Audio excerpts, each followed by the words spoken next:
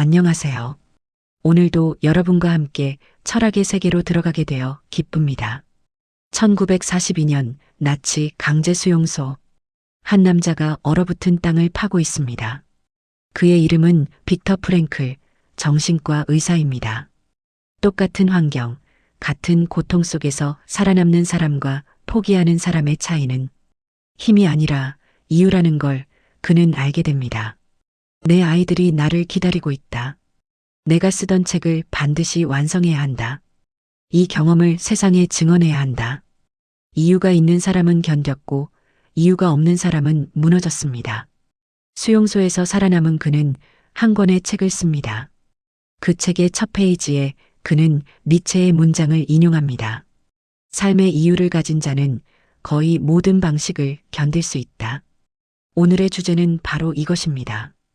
당신은 왜 살아가고 있습니까? 그리고 그 이유는 당신을 얼마나 강하게 만들 수 있습니까?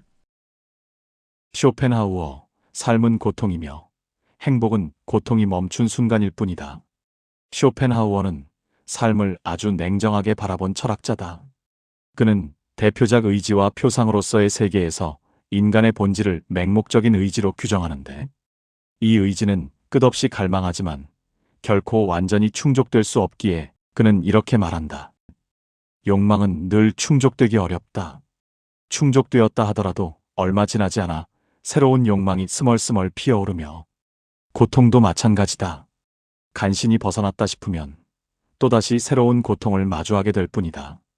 그에게 행복이란 무엇인가? 행복은 고통이 사라졌을 때 잠시 찾아오는 것에 불과하다. 마치 굶주림이 해소되는 순간의 안도감처럼 고통의 부재일 뿐이다.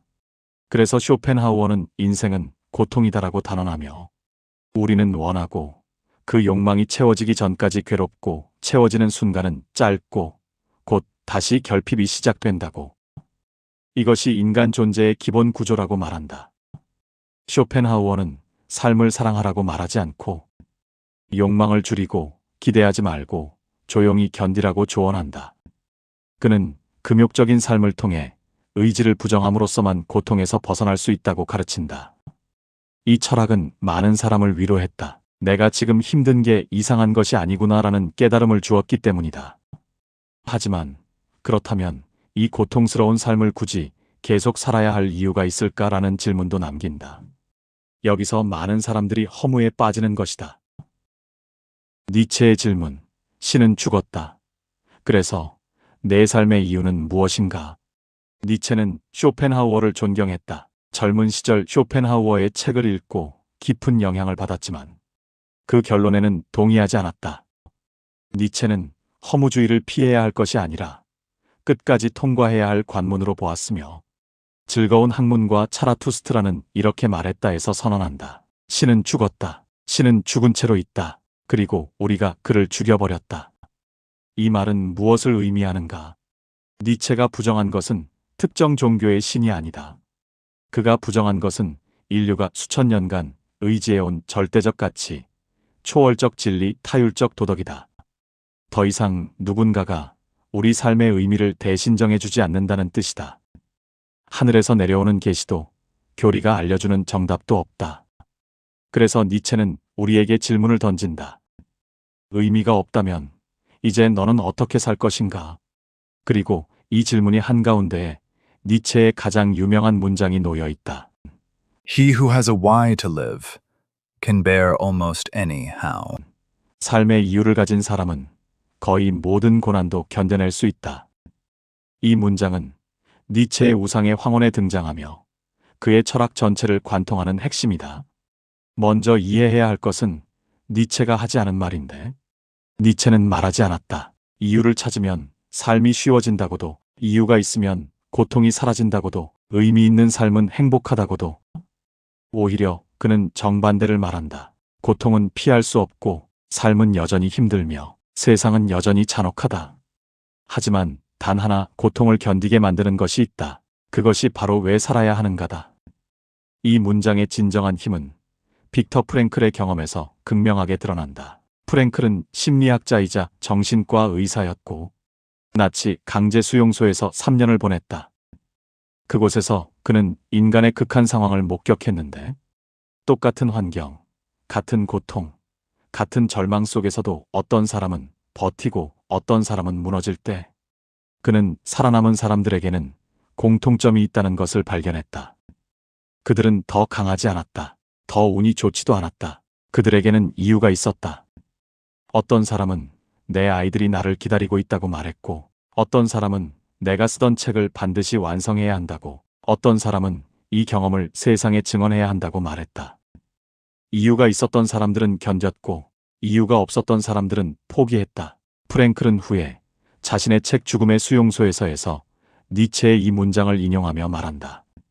삶의 이유를 가진 사람은 거의 모든 고난도 견뎌낼 수 있다. 왜 이유가 이토록 중요한지 생각해보자. 사람은 약해서 무너지는가? 아니다. 체육관에서 무거운 바벨을 드는 사람을 보라. 그는 고통스러워한다. 근육이 찢어지고 땀이 흐르고 숨이 차오른다. 하지만 그는 포기하지 않는다. 바로 이유가 있기 때문이다. 나는 더 강해지고 싶다는 이유. 말기 암 환자가 고통스러운 항암 치료를 견디는 이유는 무엇인가? 가족과 조금이라도 더 함께 있고 싶다는 이유일 것이다. 반대로 생각해보자. 이유 없이 무거운 것을 들라고 하면, 이유 없이 고통을 견디라고 하면 누구도 견디지 못한다. 니체가 말한 것은 이것이다. 인간은 고통을 견디지 못해서 무너지는 게 아니라 이유가 없어서 무너진다. 이유가 있다면 거의 모든 하우를 견딜 수 있다. 니체가 사용한 단어에 주목해야 하는데, 하우는 삶의 방식, 삶의 조건, 삶이 전개되는 형태를 말한다. 가난할 수도, 병들 수도, 배신당할 수도, 실패할 수도 있다. 삶의 방식은 우리가 원하는 대로 주어지지 않지만, 니체는 말한다. 삶에 이유가 있다면 거의 모든 고난을 견딜 수 있다고. 여기서 거의라는 표현도 중요하다. 니체는 거짓말을 하지 않는다. 모든 것을 견딜 수 있다고 말하지 않는다. 어떤 고통은 너무 크다. 어떤 상황은 정말로 불가능하다.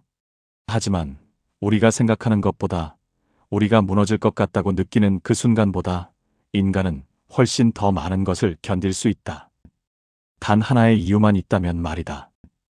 니체에게 삶의 의미는 발견하는 것이 아니다. 삶의 의미가 있는 것이 아니라 인간이 삶의 의미를 부여한다. 이 말은 잔인하다. 위로해주지 않기 때문이다. 하지만 동시에 이보다 더 강한 말도 없다. 왜 이 말이 잔인한지 생각해보자. 우리는 평생 무언가를 찾으려고 살아왔다. 내 천직을 찾아야 해. 내 운명을 찾아야 해.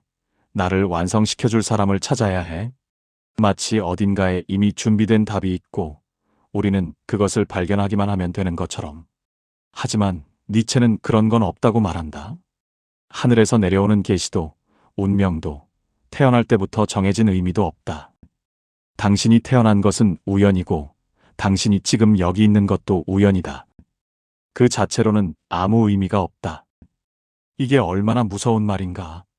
우리가 평생 찾으려고 했던 그 의미가 애초에 존재하지 않는다는 말이니 말이다. 하지만 왜 이 말이 강한가?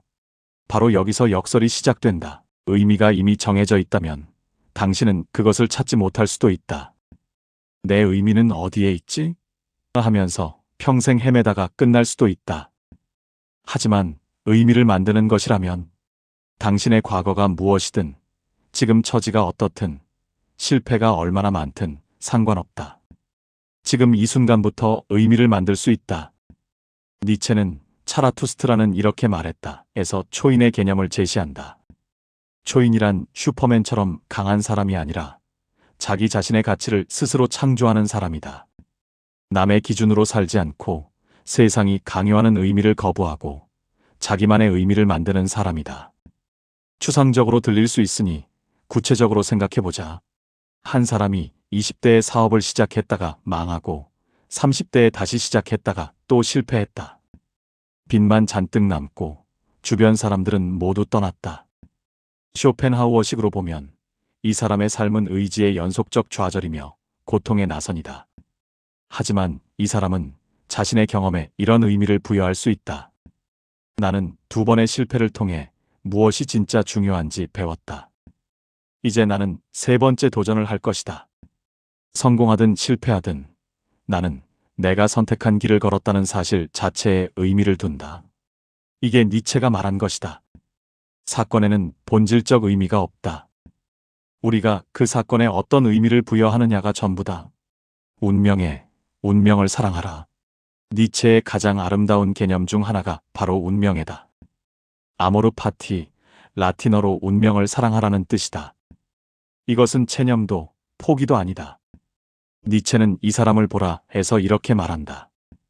나의 운명의 공식은 이것이다.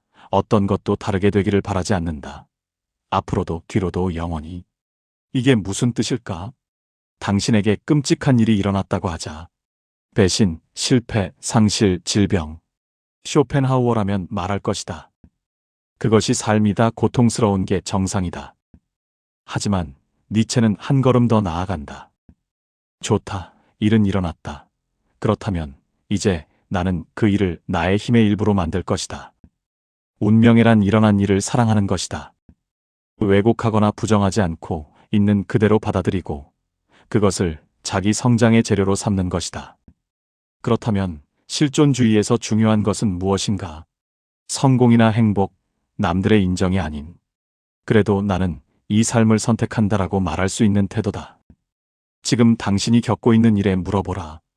이 경험은 나에게 어떤 의미가 될 수 있는가? 나는 이것으로부터 무엇을 배울 수 있는가? 이 고통을 나의 성장으로 어떻게 변환시킬 수 있는가? 답이 즉시 나오지 않을 수 있다. 하지만 이 질문을 던지는 순간 당신은 이미 의미를 만들기 시작한 것이다. 니체가 우리에게 남긴 메시지는 명확하다. 당신의 삶에 본질적 의미는 없다. 하지만 당신은 의미를 만들 수 있다. 그리고 그 순간 당신의 삶은 당신의 것이 된다. 보기에는 두 철학자의 입장이 달라 보인다. 쇼펜하우어는 삶은 고통이니 덜 원하라고 말하고 니체는 삶이 고통이니 고통을 감당할 이유를 만들라고 한다. 둘 중 하나가 절대적으로 옳다고 말할 수는 없다. 어떤 순간에는 쇼펜하우어가 옳다. 불필요한 욕망을 내려놓고 고요해질 필요가 있을 때가 있다. 어떤 순간에는 니체가 옳다. 고통 속에서도 의미를 찾고 앞으로 나아가야 할 때가 있다. 하지만 니체는 우리에게 한 가지를 분명히 남긴다. 이유 없는 삶은 버티기 어렵지만 이유 있는 삶은 상상보다 훨씬 강하다는 사실이다. 이제 여러분께 다시 묻겠습니다. 당신에게는 지금 살아야 할 이유가 있습니까? 아주 거창하지 않아도 됩니다. 누군가와의 약속일 수도 있고 아직 끝내지 못한 문장 하나일 수도 있습니다. 당신을 기다리는 누군가일 수도 아직 보지 못한 풍경일 수도 있습니다. 니체는 말합니다. 그 이유가 있는 한 삶의 방식이 아무리 거칠어도 당신은 견딜 수 있다고. 삶의 이유를 가진 자는 거의 모든 고난을 견딜 수 있다고. 오늘도 시청해 주셔서 감사합니다.